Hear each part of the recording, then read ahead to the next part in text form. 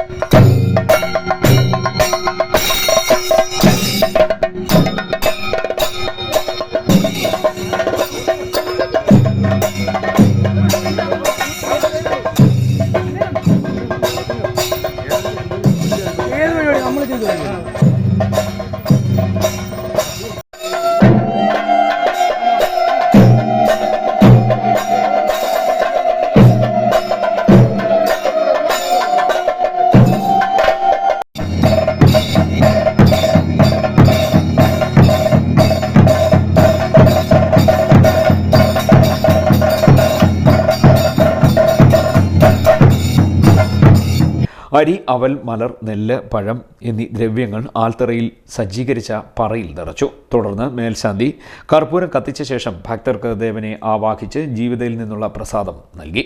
തുടർന്ന് ആൽത്തറയിൽ കൈനീട്ടപ്പറ എഴുന്നള്ളത്ത് നടന്നു. ക്ഷേത്രാങ്കണത്തിൽ യുവജന സമിതിയുടെ നേതൃത്വത്തിൽ വിളക്ക് അൻപൊലിയും സമർപ്പിച്ചു. കൈനീട്ടപ്പറ എഴുന്നള്ളത്തിലും അൻപൊലിയിലും നിരവധി ഭക്തജനങ്ങൾ പങ്കെടുത്തു. CDNet news, Mavelikkara.